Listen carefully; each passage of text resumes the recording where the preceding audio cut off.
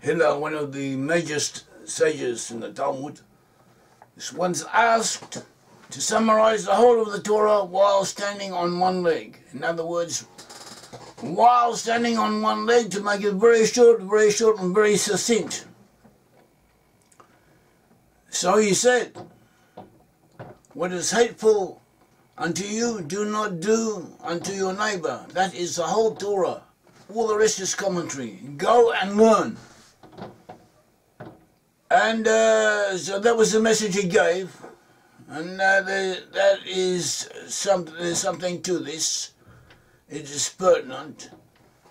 And we too, we want to summarize very succinctly the rabbinical commentaries, the rabbinical opinions that support and confirm the understanding of the Bible, of the biblical passages, indicating that the lost 10 tribes are to be found amongst Western peoples, especially those in the British Isles and their offshoots overseas.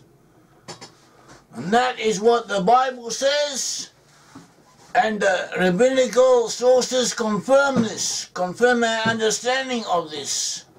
And that is what very succinctly and very shortly, or as shortly as possible, we are going to tell you in this episode. We have the book of Abijah. Abijah in Hebrew, Abijah. The book of Abijah. The book of Abijah. The book of Abijah in the usual English translations, it says something about along the lines in verse 120, in verse 120 it says something approximating the following: the captives of this host of the children of Israel shall possess the land of the Canaanites as far as Zarephath. The captives of Jerusalem who are in Sepharad shall possess the cities of the south. Now, that is not how the major biblical, rabbinical commentators understood the passage to mean, what the words actually say. Sometimes English translations are very correct, are very accurate, are very to the point, one could say. But now and again, they're not that way. They're lacking something. In this case, we found one version, one translation, which was close to what the Rabbis say, which is actually close to what the Hebrew says, and that is the Aramaic Bible in plain English, and it translated this section, this verse as saying, "And this first captivity, of the children of Israel, that is from Canaan, and unto Zarephath, and the captivity of Jerusalem is Hispania, Spain, they shall inherit the cities of the south." So here, this verse in the book of Abijah in the scripture is speaking of two separate exiles. One is concerned with Zarephath. One is called with Sepharad. Sepharad meaning Hispania, meaning Spain, and referring to the children of Jerusalem, that is Jews. And the other section is referring to the first captivity. The first captivity, meaning the first captivity of the children of Israel, the first captivity of the Israelite nation, that is those 10 tribes. First of those 10 tribes were taken away, and after that the Jews. You had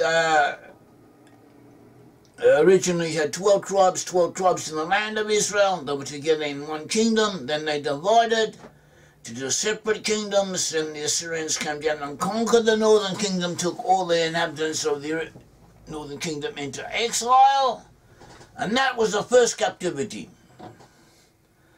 After that, more than 100 years after that, the Babylonians came, conquered those who remained, that is the section of Judah, the ancestors of the Jewish people, and took them also into captivity into Jerusalem. And they returned from there.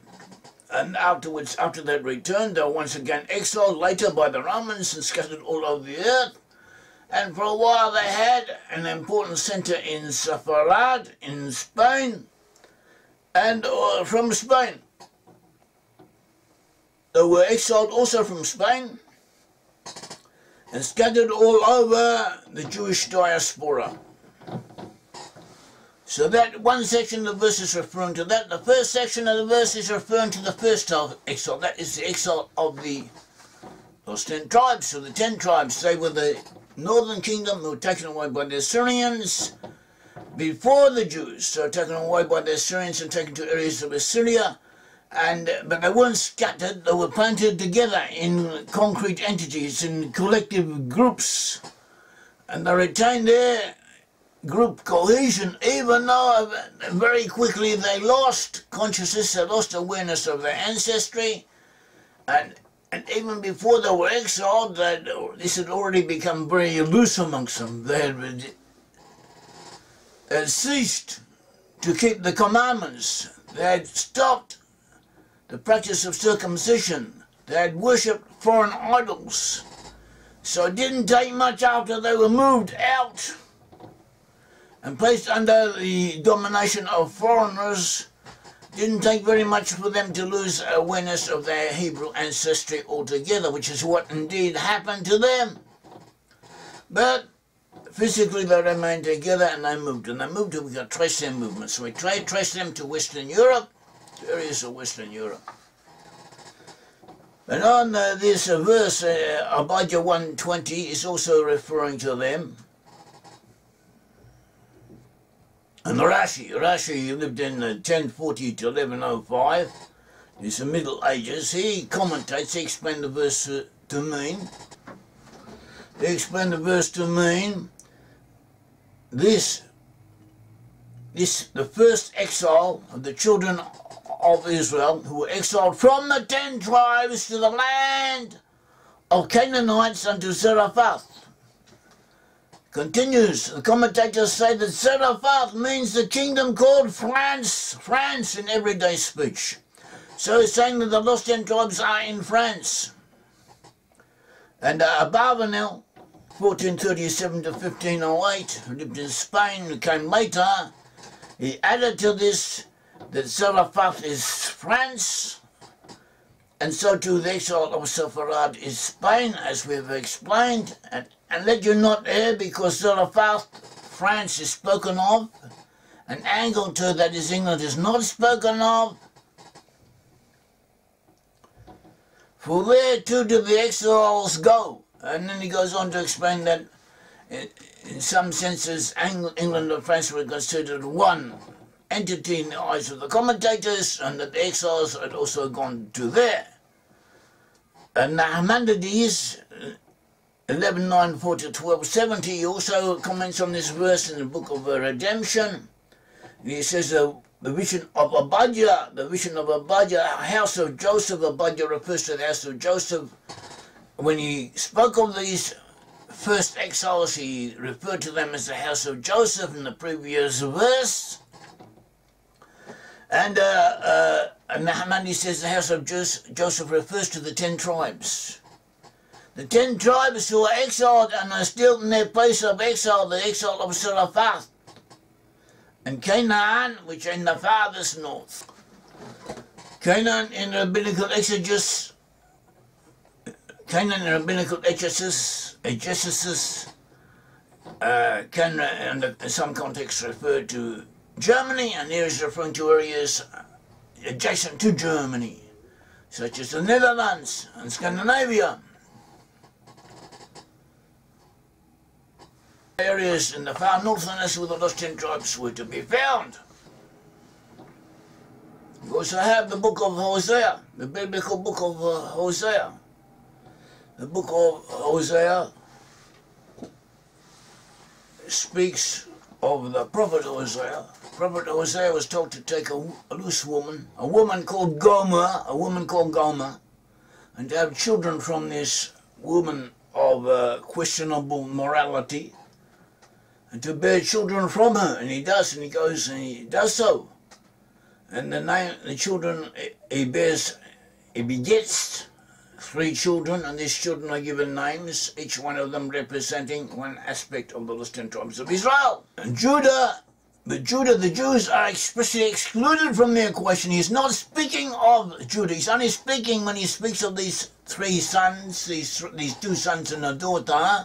When he speaks of these three children, he's referring to the lost 10 tribes of Israel. Judah is expressly excluded from what he is referring to, as the prophet himself says. But I will show love to the people of Judah. I will free them from their enemies, not with weapons and armies and horses and charioteers, but my power is the Lord their God. So the other children, the children that he begat from Gomer are referring to the 10 tribes of Israel, as is explained throughout the whole book of Hosea. And their mother is Gomer. And also we find Gomer to have been the name of one of the children of Noah, of Japheth. You had when you had the flood, the deluge, and out of the deluge emerged Noah and his sons. The 3 sons of Noah became the forefathers of the nations of the earth as we know them. We had Shem, Ham, and Japheth. Japheth, one of the sons of Japheth, was known as Gomer. Gomer too had 3 children, 3 sons, and these sons became 3 separate entities. Ashkenaz, Riphat, and Togarmah. Ashkenaz, Riphat, and Togarmah. An important rabbi whom incidentally I once met by chance, by divine providence, one could say, when I first came to Israel. Rabbi Israel Alter, 1895 to 1977. He was the chief rabbi of the Hasidic Gur, a very important Hasidic group. And I met him in Jerusalem. And because I met him, I was impressed by him and other things that happened. I bought a copy of his commentary on the Bible, on the books of Moses, Beis Israel, and in this work he speaks of Gomer. He says the children of Israel are known as Gomer, especially those associated with Joseph. By Joseph, that means the lost 10 tribes. He says they're especially associated with Gomer. They are the Gomerites, he says.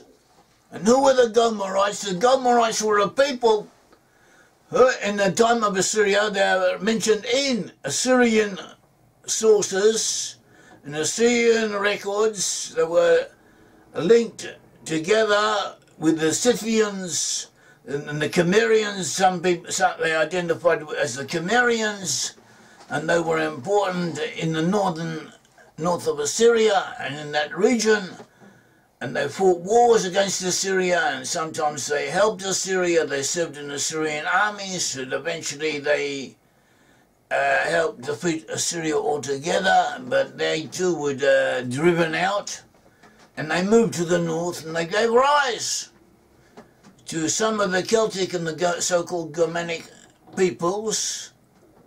And the lost 10 tribes, according to findings, archaeological and linguistic and mythological studies, the lost 10 tribes moved with them, were a part of them, and they gave rise to Western European peoples, to the French, to the Belgians, to the Dutch, to the Finns, to the Swedes, to the Norwegians, to the Danish, to the people of Ireland, people of Northern Ireland, Scotland, England and Wales, and from them their offshoots overseas, in North America and in Australia, New Zealand, in South Africa. All those groups have a large section, have a large proportion of the lost 10 tribes amongst them, according to biblical prophecy, and also according to archaeological and historical findings, as we have shown, has also been shown by others.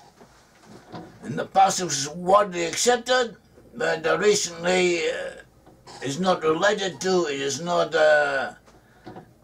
it is somewhat, it is ignored. The findings that existed in the past concerning this and are ignored nowadays, but they still exist, and many of them are still valid. they do show migrations from the Middle East area, from the areas of the Cimmerians and the Scythians to Western Europe. And according to this source, they were Gomer. Gomer became part of the 10 tribes, so the 10 tribes became part of them. And this amalgamation with other peoples also facilitated their assimilation, their forgetting their Hebrew ancestry. But nevertheless it continues, it remains. And it will be revived in the end times according to biblical prophecy. As we said, even before the last 10 tribes were exiled, they stopped keeping all of the commandments. They stopped keeping circumcision, which is one of the most important commandments of all. Is amongst the Jews, it is one of the marks of being a Jew, is to be circumcised. But they stopped being circumcised. We have a Midrash Perki de Rabbi Eliezer. It says it was a custom in Israel of Judah, that is of the 10 tribes, that is of the Jews and of the 10 tribes, to circumcise until the time they divided into 2 kingdoms. When the northern kingdom, the 10 tribes separated from Judah. And the kingdom of Ephraim, that is the northern kingdom, also known as Joseph, known as Ephraim, because they were the leading tribes, they stopped, they prevented the practice of circumcision. That is according to primary sources. So it's no wonder they ceased to be who they were. That is, they ceased to recognize themselves as a holy people, as people living under the commandments. But nevertheless, physically they remained what they had been. And many of the blessings had been given unto them unconditionally. They had a task in history, a task according to divine providence, to become like the Gentiles, to go down to the level of the Gentiles and to evolve upwards and to bring the rest of the world up with them. And that is what they have done.